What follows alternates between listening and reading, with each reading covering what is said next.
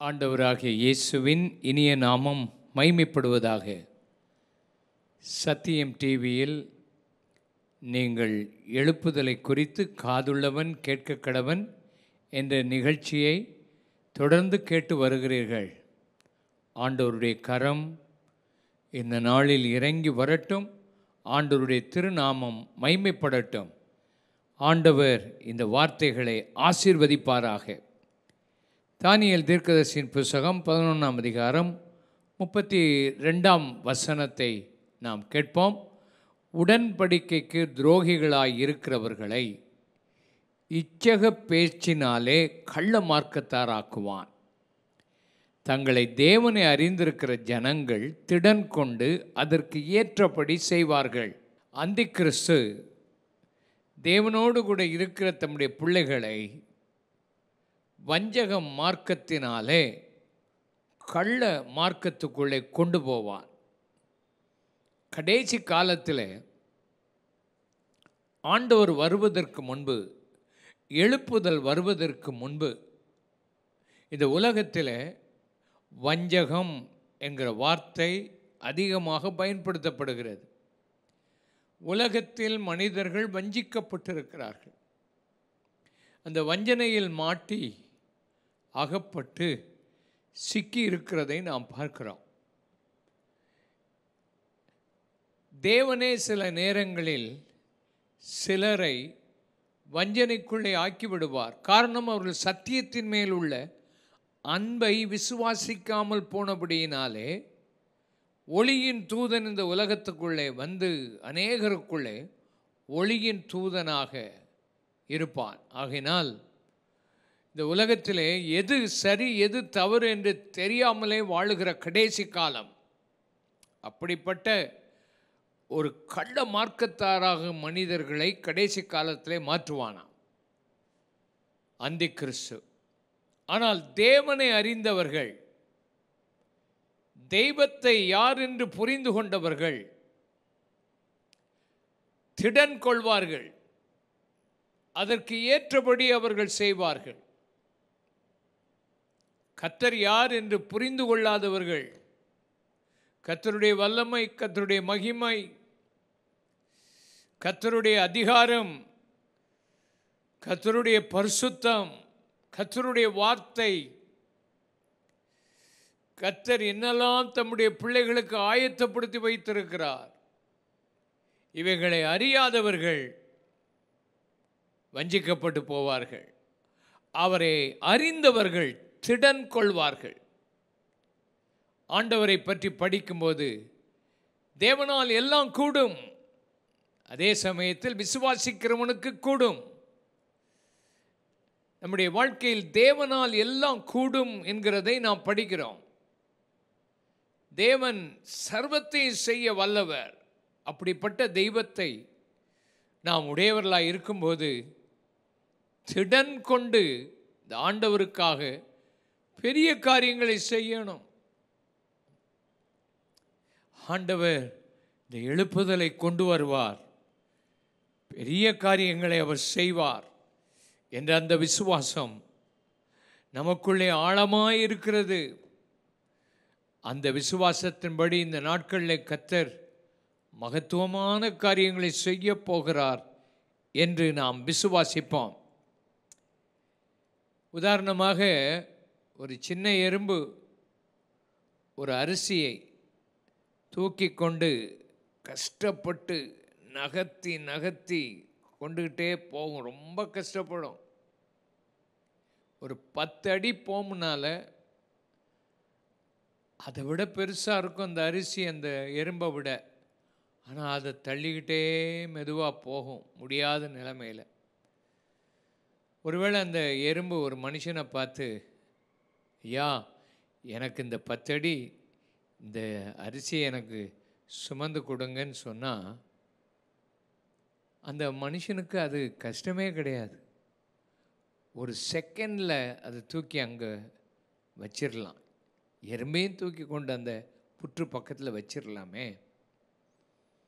அதை போல தான் மனுஷர்களுக்கு சுமக்க முடியாத, செய்ய முடியாத அநேக காரியங்களை மனுஷன் ரொம்ப கஷ்டப்பட்டு தள்ளிக்கிட்டே இருக்கிறான். ஆனால் நம்ம தேவன் எவ்வளவு பெரியவர்! அவரால் செய்ய முடியாத ஒன்றுமே இல்லை. ஒரு நிமிஷத்தில், ஒரு செகண்டில் அவரால் செய்ய முடியும். ஜெபம் பண்ணிகிட்டே இருக்கிறோம். எழுப்புதலுக்காக ஜெபத்தை மாத்திரம் இல்லை, இந்த பிரசங்கத்தை கேட்டே இருக்கிறோம்.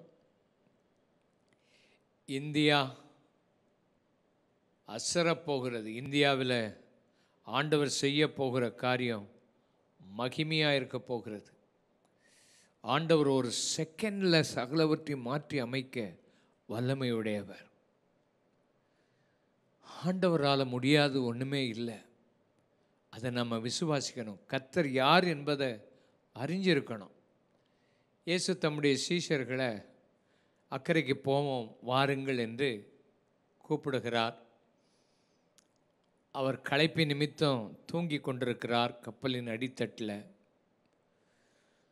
கொடுங்காற்று திடீரென்று அடித்தது மாத்திரமல்ல, கடல் கொந்தளித்து தண்ணி படகுக்குள்ளே வந்துட்டு சீஷர்கள் அப்போதான் அந்த சீஷத்துவத்துக்குள்ளே வர்றாங்க. அந்த ஊழியம் ஆரம்பிக்குது. அந்த முதல் துவக்கத்தில் மார்க் 4ஆம் அதிகாரத்தின் கடைசி பகுதியில் அந்த சம்பவம் நடக்குது பாருங்க. பயந்து நடுங்குகிறாங்க, அலறுறாங்க. ஐயரே, நாங்கள் மடிந்து போகிறது உமக்கு கவலை இல்லையா? நல்லா தூங்கிக்கிட்டு இருக்கிறீரே. அவரை எழுப்புறாங்க. அது வரைக்கும் அவங்களுக்கு தெரியாது, காற்றையும் கடலையும் இவர் அதட்டினா நின்றுன்னு அவங்களுக்கு தெரியாது. அதனால் அவரை எழுப்பின உடனே அவர் எழும்புறார். நீங்கள் ஏன் சந்தேகப்பட்டீங்க? அவர் காற்றையும் கடலையும் அதட்டின உடனே அவங்க கேட்குறாங்க, இவர் யாரோ, இவர் யாரோ, காற்றும் கடலும் இவருக்கு கீழ்ப்படுகிறதே, இவர் யாரோ. தேவாலயத்துக்குள்ளே போனார். அது வரைக்கும் தேவாலயத்துக்குள்ளே வேத பரிசேயர் எல்லாருமே வந்து போதகம் பண்ணுறாங்க. அதுக்குள்ளே பிசாசு இருக்கத்தான் செய்யுது. பிசாசும் நல்ல வசனத்தை கேட்டு அதையும் தலை ஆட்டிக்கிட்டு தான் இருக்குது. ஆனால் இவர் போன உடனே, மார்க் 1ஆம் அதிகாரத்தில் போன உடனே, அந்த பிசாசு பிடித்த உன்னதமானவரே, தேவனுடைய குமாரனே, உமக்கும் எனக்கு என்னை வேதனைப்படுத்த வந்துட்டேரான்னு அலறான். பேசாமல் இவனை விட்டு போன்னு சொல்கிறார். அந்த பிசாசு போயிடுது. எல்லாரும் ஆச்சரியப்பட்டு, இந்த புதிய உபதேசம் என்ன? இவர் யார்? இவர் சொன்ன அசுத்தாவிகள் எல்லாம் அப்படியே போகுதே. ஆச்சரியப்பட்டார்கள். அவர் யார்? இதை புரியாமல், அவர் எப்படிப்பட்டவர் என்பதை அறியாமல் இருக்கிறதுனால தான் இந்த கேள்வி, இவர் யாரோ என்று. அவர் கடைசியில் எருசலேமுக்கு போகிறார். பவனி போயிட்டே இருக்கும்போது கழுதையின் மேலே ஏறி போகிறார். எல்லாரும் ஓசன்னா ஓசன்னா ஓசன்னான்னு சொல்கிறாங்க. மரக்கிளைகளை கொண்டு வெட்டி போடுறாங்க. அவர் போகிற அந்த பாதையெல்லாம் தங்கள் வஸ்திரங்களையெல்லாம் விரிக்கிறாங்க. அந்த பட்டணம் முழுசில் உள்ள ஜனங்கள், இவர் யார்? இவர் யார்? இவர் ராஜாதி ராஜா. உள்ளே போனார், ஆலயத்துக்குள்ளே போனார். அவர் சாட்டை எடுத்து அடித்து எல்லாத்தையும் விரட்டுறார். சாந்தமுள்ளவரா? கழுதையில் ஏறி போனார். குதிரையில் இல்லை, கழுதையில் ஏறி போகிறார். இவர் யார்? இவர் யார்? அவர் எவ்வளோ அதிகாரம் படைத்தவர்! அந்த சபைக்குள்ளே, ஆலயத்துக்குள்ளே போய் ஆராதனை இல்லாதனால அவர் அதிகாரம் படைத்த ராஜாதி ராஜா, ஆலயத்துக்கு சொந்தமானவர் என்று புரியாத ஜனங்கள், இவர் யார்? உம்முடைய அதிகாரம் எங்கிருந்து வந்தது? ஏன், எந்த அதிகாரத்தினால் இதை செய்கிறீர் என்ற கேள்விகளை கேட்கிறதை பார்க்கிறோம். பார்வோன் மோசேயை பார்த்து கேட்டான். மோசே சொன்னான், நாங்கள் கர்த்தரை ஆராதிக்கணும், அவர் எங்களை ஆராதிக்க சொல்லியிருக்கிறார். 3 நாள் நாங்கள் பிரயாணம் பண்ணி பண்டிகை கொண்டாட போகிறோம். பார்வோன் கேட்குறான், அவர் யார்? கர்த்தர்னு சொல்கிறீ, அவர் யார்? ஆண்டவர் காமிச்சார் பார்வோனுக்கு அவர் யார் என்பதை. அவனுடைய சேனைகளையும் அவனுடைய எல்லா குதிரை வீரர்களையும் ரதங்களையும் ஆண்டவர் ஒரு நிமிஷத்தில் அந்த பயங்கரமான செங்கடலில் அழிக்க வல்லமை கொண்டவர். தம் ஜனங்களுக்கு அது ஒரு பாதை, எதிரிக்கு அது முடிவு. தேவனால் மாத்திரம்தான் அதை செய்ய முடியும். தேவன் தம்முடைய வல்லமையை காண்பிப்பதற்காக பார்வோனுடைய இருதயத்தை கடினப்படுத்தி வைத்திருந்தார்.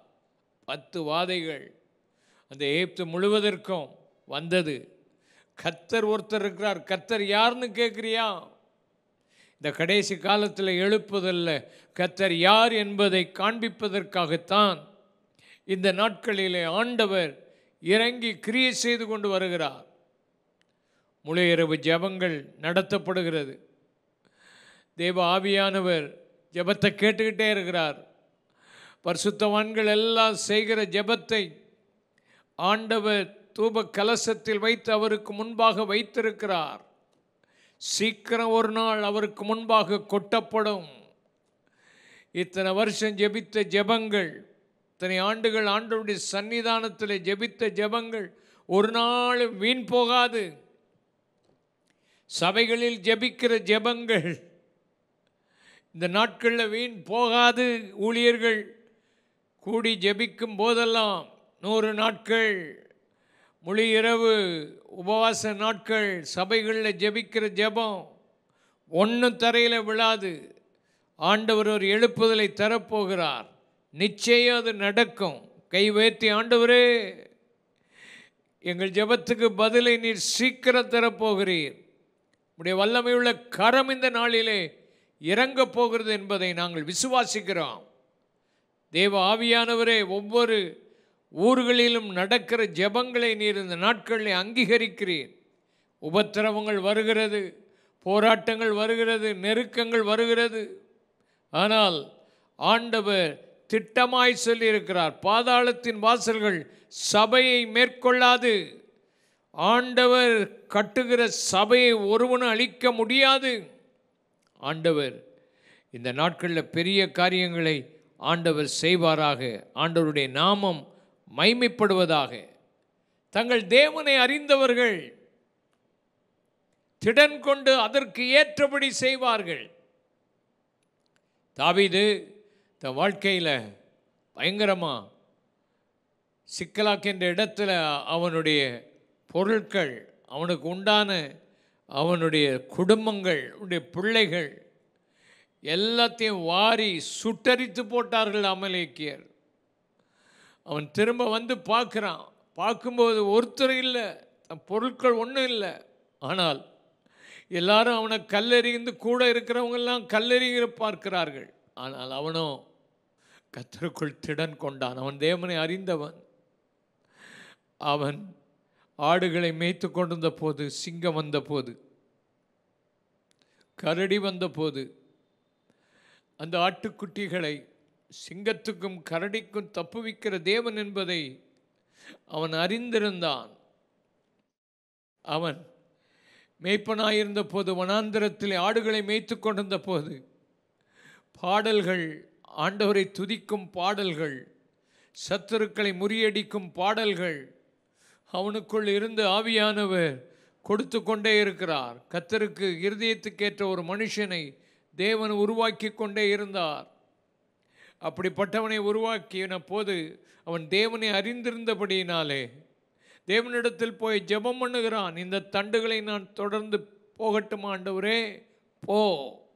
தேவனை அறிந்தவன் திடன் கொண்டு தான் இழந்து போன எல்லாவற்றையும் திருப்பி கொண்டது போல இந்த நாட்களில் சபை இழந்தவைகள், விசுவாசிகள் இழந்தவைகள், ஊழியர்கள் இழந்தவைகளை தேவன் யார் என்று அறிந்து திடன் கொண்டு திருப்பிக் கொள்ளுவோம், திருப்பிக் கொள்ளுவோம், திருப்பிக் கொள்ளுவோம். காபா ஹாபா கராபா. ஆண்டவர் எல்லாவற்றையும் திருப்பிக் கொள்ளுகிற திடன் கொண்டு அதற்கு ஏற்றபடி நம்ம செய்வோம். கர்த்தர் நிச்சயம் பெரிய காரியங்களை செய்வார். தானியேல் இந்த வசனத்தை சொல்லும்போது அவன் தேவனை அறிந்தவன், 3 நேரம் விடாமல் ஜெபிக்கிறவன். அந்த ஜெபத்துக்கு எவ்வளோ தடை வந்தாலும் அந்த ஜெபத்தை நிறுத்தாமல், பயப்படாமல், திடன் கொண்டு, கதவை மூடிட்டு உள்ள யாருக்கும் தெரியாமல் சட்டம் இருக்குதுன்னு சொல்லி அவன் பயந்து நடுங்கி உள்ள இருக்கிற கதவை திறந்து ஊக்கமாய் எப்பவும் செய்கிறது போலவே சிஸ்டமேட்டிக்காக அவன் ஜெபத்தை செய்தான். அவன் ஆவி தேவனோடு கூட எருசலேமுக்கு நேராக அவனுடைய முகத்தை திருப்பி அவன் ஜெபம் பண்ணினான். பாருங்கள், ஜெபம் பண்ணின போது அவன் திடன் கொண்டிருந்தான். சிங்க கெபிக்கு அவன் பயப்படவில்லை. சிங்கங்களின் வாய்களை கட்டுகிறவர் ஒருவர் இருக்கிறார் என்பதை அறிந்திருந்தான். மற்றவங்களுக்கு தான் தூக்கம் வரல, ஆனால் அவன் நல்லா நிம்மதியாக சிங்கக்கெபிக்குள்ளே இருக்க முடிஞ்சு. காரணம், தன் தேவனை அறிந்திருந்தான். இடைவிடாமல் ஆராதிக்கிற அந்த தெய்வம், அவன் விசுவாசிக்கிற தெய்வம் வல்லமை உடையவர் என்பதை அறிந்திருந்தான். ஆகினாலே உங்கள் வாழ்க்கையில் தேவன் வல்லமை உடையவர், அதை அறிந்து கொள்ளுங்கள். அதற்கு ஏற்றபடி செய்ய அழைக்கிறார். பயந்து சோர்ந்து இந்த நாட்களில் என்ன இப்படியெல்லாம் சபையெல்லாம் அடைக்கப்பட்டு போயிட்டு, சபைக்கு உள்ள வருமானம் குறைஞ்சி போயிட்டு, சபையில் ஆத்துமாக்கள் வரலையே, சபையை ஒழுங்காக திறக்க முடியலையே என்ற சோதனைகளுக்குள்ள இருந்தாலும் நீ செய்கிற ஜெபத்தை விட்டுறாதீங்க. திடன் கொண்டு, ஆண்டவர் நான் விசுவாசிக்கிறேன், ஆண்டவர் பெரிய காரியங்களை தமிழ்நாட்டில் செய்ய போகிறார், தமிழ்நாட்டில் ஆண்டவர் சபைகளை ஆசீர்வதிக்க போகிறார், தமிழ்நாட்டில் ஆண்டவர் பெரிய காரியத்தை செய்யத்தான். சபையே, நீ மனம் திரும்ப வேண்டிய விஷயத்தில் மனம் திரும்பு. சபையை கர்த்தருக்கென்று நடத்துவோம். சபையில் கர்த்தருக்கு மகிமை உண்டாகட்டும், சபையில் அவருக்கு ஆராதனை உண்டாகட்டும். சபை ஆண்டவரை பார்த்து நாங்கள் உமக்கு என்ன செய்யணும் என்று கேட்கணும். நீர் எங்களுக்கு அதை செய்யும் இதை செய்யும் என்று கேட்பதை விட, ஆண்டவரை நாங்கள் உமக்கு என்ன செய்யும், நீர் கட்டளையிடும் என்று கேட்கிற அளவுக்கு சபை மாறணும், ஊழியர்கள் மாறணும். ஊழியர்கள் ஆண்டவர் சன்னிதானத்தில், ஆண்டவரே நாம் பிழைக்கிறதுக்கு ஒரு சபை இருக்கக்கூடாதப்பா, நீங்கள் உங்கள் ராஜ்யம் பிழைக்கணும், என் குடும்பத்துக்காக அது வேணும் இது வேணும் என்று கட்டுகிறதற்கு அல்லப்பா, உமக்காக 100க்கு 100 எங்கள் முழு இருதயத்தை போட்டு ஊழியம் செய்கிற ஒரு ஆவியை ஊழியர்களுக்கெல்லாம் கொடுத்து ஒரு எழுப்புதலை கொண்டு வரணுமே. தேவா, இந்த காரியத்தை நீ செய்யும், நீர் யார் என்பதை அறிந்து திடன் கொள்ள உதவி செய்யும். தானியேல் வேதத்தை அறிந்தான். வேதத்தில் ஆண்டவர் என்ன சொல்லியிருக்கிறார்? 9ஆம் அதிகாரத்தில் பாபிலோனுக்கு 70 ஆண்டுகள் தான் இருப்பார்கள், அதுக்கு பின்பு சிறைப்பட்டவர் விடுதலையாகணுமே, அதற்கு ஜெபம் பண்ணுகிறான் திடன் கொண்டு. கர்த்தர் சரியாக 70 ஆண்டில் வெளியே கொண்டு வந்தார் என்பதை நாம் பார்க்கிறோம். காரணம், தானியேல் அவன் வாழ்ந்த அந்த ராஜாக்களின் கீழே 4 ராஜாக்களுக்கு கீழே அவன் வாழுகிறான்.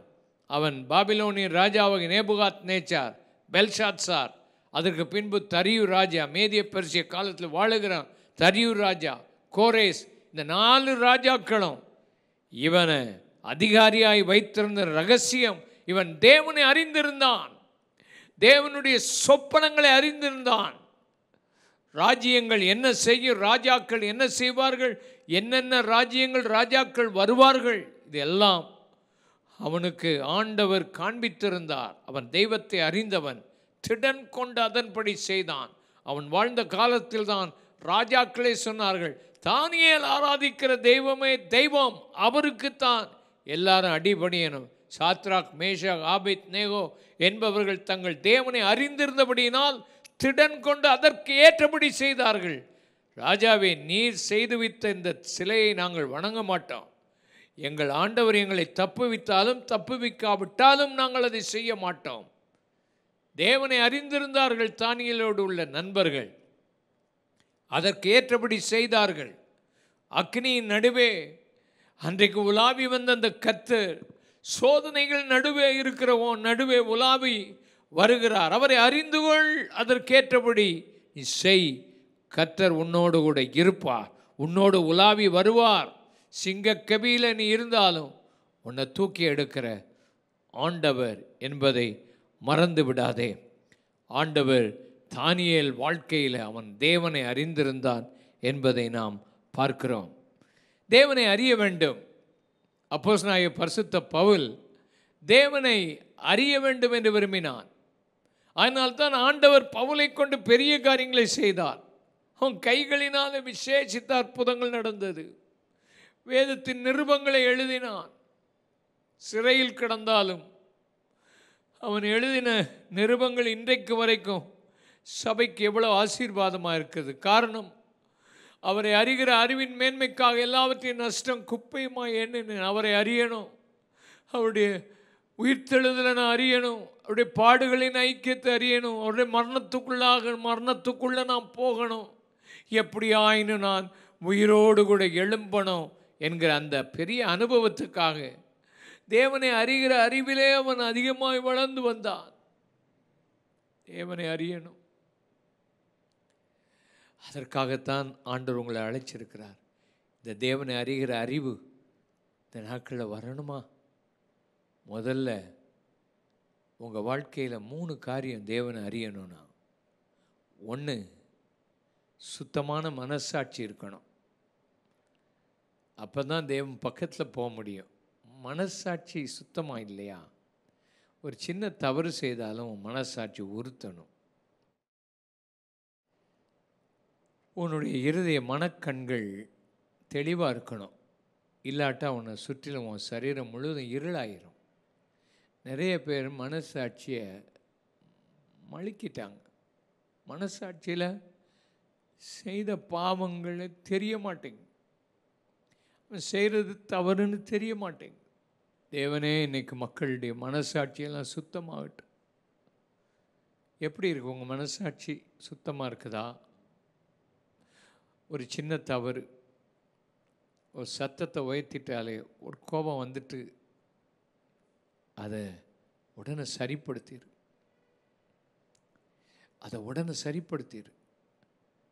ஏதாவது யார்கிட்டையாவது வருத்தமாக பேசாமல் இருந்தால் மனசாட்சி உறுத்தலையா, அதை சரி செய்தரு. அப்போ தான் தேவனோடு ஐக்கியமாக இருக்க முடியும்.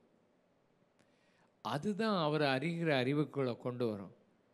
ஒரு புருஷன் மனைவி சேர்ந்து வாழ்ந்து ஒருத்தர் பேசி மனசை திறந்து ஐக்கியமாக இருந்தால் தானே ஒருத்தர் புரிய முடியும். நிறைய புருஷர்கள் மனைவி புரியாமலே இருக்கிறாங்க. ஏன்னா டைம் எடுக்கிறதில்ல, பேசுகிறதில்ல. பேசினாலும் சண்டை வந்துடுது. அதனால சில ஆட்கள் பேசாமலே அப்படியே இருந்துட்டு போயிடுறாங்க. ஐக்கியமே இல்லை குடும்பங்களில். கல்யாணத்துக்கு முன்னால் இருந்த ஐக்கியம் இப்போ இல்லை. தேவனோட ஐக்கியமாக இருக்கணும். மனசாட்சி சுத்தமாக இருக்கணும். வாழ்க்கை ரொம்ப முக்கியம். அது மனசாட்சியை சுத்திகரித்துக்கொள். ஆண்டவரோட ஐக்கியமாக இருக்க முடியும். 2வது, கவனிக்கணும் ஆண்டவர் என்ன பேசுகிறார். ஆண்டவர் பேசுகிறாரா? ஆவியானவன் கூட பேசுகிறாரா? அந்த மார்த்தாள் பல வேலைகளை செய்து பல கவலையினால் இருந்ததுனால ஆண்டவர் பாதத்துக்கு போகணும் என்கிற அந்த உணர்வே இல்லை. ஆண்டவருக்கு வேலை செய்யணும்னு உணர்வு இருந்துச்சு. மரியாளோ ஆண்டவர் பாதத்தில் ஒன்று தான் தேவை, உட்கார்ந்து கவனிக்கிற ஒரு காது அவளுக்கு இருந்ததுனால அவரோட ஐக்கியம் கொண்டிருந்தாள். உங்களுக்கு அவரோட ஐக்கியம் வேணும்னா அவர் என்ன சொல்கிறாருன்னு கவனிப்பீங்களா? சின்ன சின்ன காரியங்களை ஆண்டவர் பேசுவார். அவர்கிட்ட நீங்கள் கவனிக்கலைன்னா அவர் பேச மாட்டார். பேசி பிரயோஜனம் இல்லை. ஆண்டவர் உங்களோட பேசுகிறாரா? ஐக்கியம் கொள்ள பேசுங்க அவர்கிட்ட. 3வது, ஐக்கியம் விசுவாசத்தினால தான் வரும். விசுவாசத்தின் பூர்ண நிச்சயத்தோடு அவர் சமூகத்துக்கு சென்று அவர் உண்டு, அவர் சேருகிறவர்களுக்கு பலன் அளிக்கிற உண்டு விசுவாசம் இருந்துச்சுன்னா நல்ல ஐக்கியமாக இருப்பார். பிசாசு அந்த விசுவாசத்தை எடுத்துருவான். அவன்கிட்ட ஆண்டவர் அன்பா இல்லை, கோபமாக இருக்கிறாரு, உனக்கும் ஆண்டவருக்கும் இப்போ சரியே இல்லைன்னு சொல்லி ஒன்று வஞ்சகத்துக்குள்ளே பிசாசு கொண்டு போகாது. இப்படி விசுவாசத்தினால அவர் அண்டே வருவாயா? அந்த ஐக்கியம்தான் அவர் அறிகிற அறிவுக்குள்ளே உன்னை கொண்டு வரும். கர்த்தர் இன்றைக்கு அந்த கிருபையை உனக்கு தருவாராக. ஆண்டவரோடு ஐக்கியமாறு, அந்த கிருபை உனக்கு வரும். அடுத்தபடியாக யோபு 42:2 வாசிப்போம். யோபு 42:2. தேவரீர் சகலத்தையும் செய்ய வல்லவர், நீ செய்ய நினைத்தது தடைபடாது என்பதை நான் அறிந்திருக்கிறேன். தேவரீர் சகலத்தையும் செய்ய நீர் வல்லவர், செய்ய நினைத்தது தடைபடாது என்பதை அறிந்திருக்கிறேன். ஆண்டவர் செய்ய நினைத்தது என்ன? யோபை ரெட்டிப்பான ஆசீர்வதிக்கணும். ஆண்டவர் செய்ய நினைத்தது என்ன? யோபு என்னை பற்றி குறை சொல்ல மாட்டான். அதுதான் ஆண்டவர் வைத்திருந்த காரியம். இதை தடை பண்ணுறதுக்கு பிசாசு என்னெல்லாமோ செய்து பார்த்தான். கடைசியில் ஆண்டவர் சொன்னார், யோபு போல நிதானமாக பேசின ஒருத்தரும் இல்லைன்னு சொல்லி அவனை ரெட்டிப்பாக ஆசீர்வதித்தார். அவன் போன பாதையெல்லாம் கஷ்டம்தான், வேதனை தான். பிசாசு எத்தனையோ காரியத்தை செய்து பார்த்தான். கர்த்தர் கொடுத்தார், கர்த்தர் எடுத்தார். கர்த்தருக்கு தோத்திரம். என் மீட்பர் உயிரோடு கூட இருக்கிறார். என்னதான் நடந்தாலும் என் மீட்பர் உயிரோடு கூட இருக்கிறார். அது எவ்வளவு பெரிய சாட்சி. இன்னைக்கு அதெல்லாம் எவ்வளவு அழகான வார்த்தைகள். நம்முடைய தேவன் உயிரோடு இருக்கிறார். என் சொந்த கண்கள் அவரை காணும். கண்டதா இல்லையா? ஆண்டவர் செய்ய நினைத்தது தடைபடாது. அந்த அந்த தன் நண்பர்களுக்காக அவன் ஜெபம் பண்ணான் பாருங்க. அதெல்லாம் ஆண்டவர் நமக்கு கொடுக்குற நல்ல சாட்சிகள். அவர் செய்ய நினைத்து தடைபடாது. நீ அதை அறிஞ்சிருக்கணும். உன் பிள்ளைகளுடைய காரியம், உன் ஊழியத்தின் காரியங்கள் ஆண்டவர் ஆச்சரியமாக நடத்துவார். 2 பேதுரு 1:2 3 வாசிக்கும்போது, தேவனையும் நம்முடைய கர்த்தராகிய இயேசுவையும் அறிகிற அறிவினால் உங்களுக்கு கிருபையும் சமாதானமும் பெருக கிடவுது. அவரை அறிகிற அறிவினால கிருபை சமாதானம் பெருகணும். மகிமையினாலும் காருண்யத்தினால் நம்மை அழைத்தவரை அறிகிற அறிவினாலே ஜீவனுக்கும் தேவ பக்திக்கும் வேண்டிய யாவற்றையும் அவருடைய திவ்ய வல்லமையானது நமக்கு தரும். திவ்ய வல்லமை, தெய்வீக சுபாவம், இந்த ரெண்டும் கிருபை சமாதானம். கிருபை சமாதானம் அவர் அறிகிற அறிவினால் வரும். கிருபை, பெருமை உள்ளவனுக்கு எதிர்த்து நிற்பார், தாழ்மை உள்ளவனுக்கு கிருபை. உன் வாழ்க்கையில் தாழ்மையாக இருக்கிறியா? வீட்டில் தாழ்மையாக இருக்கிறியா? வேலை ஸ்தலத்தில் தாழ்மையாக இருக்கிறியா? சகிச்சு போறியா? விட்டு கொடுக்குறியா? ஆண்டவர் தாழ்மையை பார்க்குறார். உன் இருதயத்தை ஆண்டவருக்கு ஒப்புக்கொடு. ஆண்டவர் தாழ்த்தும் போது கிருபையை அனுப்புவார், சமாதானத்து வரும். ரெண்டும் அவர் அறிகிற அறிவினால்தான். இன்றைக்கி உனக்கு சமாதானம் இல்லாமல், கிருபை இல்லாமல் இருக்கிறியா? ஆண்டவருடைய உதவி, கிருபைனா உதவி, அந்த உதவி உனக்கு இல்லாமல் இருக்குதா? உன் ஊழியத்தில், உன்னுடைய வட்டாரத்தில் ஆண்டவர் கிருபை வேணும், ஆண்டவருடைய சமாதானம் வேணும், அவர் அறிகிற அறிவு, திவ்ய வல்லமை வேணும், திவ்ய சுபாவம் வேணும். அதுக்கு ஆண்டவர் அறிகிற அறிவினால் வாக்குத்தத்தங்களை எல்லாம் உனக்கு கொடுத்து அவருடைய வல்லமையினால் இந்த அனுபவத்தில் உன்னை நடக்க பண்ணுவார். பாருங்க, அது அவர் அறிகிற அறிவினால தான் வரும். 4 ஆசீர்வாதம்: கிருபை, சமாதானம், திவ்ய வல்லமை, திவ்ய சுபாவத்துக்கு பங்கு. இதுதான் நம்மளை பரலோகத்துக்கு கொண்டு போகும். அவரை அறிகிற அறிவு தான் நித்திய ஜீவன் என்று வேதத்தில் எழுதப்பட்டிருக்கு. ஒன்றான மெய் தேவனாகிய உம்மையும் நீர் அனுப்பின குமாரனையும் அறிகிறதே நித்திய ஜீவன் என்று யோவான் 17:3 சொல்லப்பட்டிருக்கிறபடி நித்திய ஜீவன் அவரை அறிகிற அறிவினால் அவர். நித்திய ஜீவன்னா இட்டர்னல் லைஃப்னா முடிவில்லாத வாழ்க்கை அல்ல. முடிவில்லாத வாழ்க்கை. நித்திய ஜீவன்னா துவக்கமும் இருக்கக்கூடாது, முடிவும் இருக்கக்கூடாது. ஒரே ஒருத்தருக்கு தான் நித்திய ஜீவன். அது நம்முடைய தெய்வத்துக்கு தான். துவக்கமும் இல்லை, முடிவும் இல்லை. அப்போ நித்திய ஜீவன் என்று சொன்னால் அவருடைய லைஃப்பை நமக்கு கொடுக்குறார். அந்த லைஃப் தான் நித்திய ஜீவன். அதனால் அதை பெற்றுக்கொள்வோம். உங்கள் வாழ்க்கையில் ஆண்டவருடைய லைஃப்பை பெற்றுக்கொள்கிறதுக்கு தான் உங்களை இந்த நாட்களில் இத்தனை ஆண்டுகள் ஜெபம் வைக்கிறார், இத்தனை நாட்கள் ஜெபம் வைக்கிறார். ஓ ஹல்லேலூயா! ஊழியர்களே, ஒரு பெரிய எழுப்புதலுக்குள்ளே வர கர்த்தர் உங்களை அழைக்கிறார். அருமையானவர்களே, தேவனை நோக்கி பார்க்கிற நம்மை ஆண்டவர் கைவிட மாட்டார். தேவ கரம் உங்களோடு கூட இருப்பதாக. ஆண்டவருடைய ஆசீர்வாதத்தினால் நீங்கள் ஆசீர்வதிக்கப்பட்டிருப்பீர்கள். தொடர்ந்து நாம் ஜெபிப்போம். கண்களை மூடி ஜெபிப்போம். பரிசுத்த பிதாவே, இந்த நேரத்தில் எங்களோடு கூட நீ பேசுகிறதுக்காக ஸ்தோத்திரம். பெரிய காரியங்களை செய்யுங்கள். ஜெபங்களுக்கெல்லாம் பதிலை கொடும். எங்கள் ஒவ்வொரு டிஸ்ட்ரிக்ட்லேயும் ஒரு எழுப்புதலை தாரும். தமிழ்நாட்டில் பெரிய எழுப்புதல் உண்டாகட்டும், இந்தியாவில் எழுப்புதல் உண்டாகட்டும். ஜெபங்களுக்கெல்லாம் பதிலை தாரும். சீக்கிரத்தில் நீர் வாரும் இயேசுவே, சீக்கிரமாய் வாரும். உம்மை அறிகிற அறிவினால் அதிகமாய் வளர உதவி செய்யும். துதிகன மகிமையை எடுத்துக்கொள்ளும். இயேசுவின் நாமத்தில் ஜெபிக்கிறோம் பிதாவே. ஆமேன், ஆமேன்.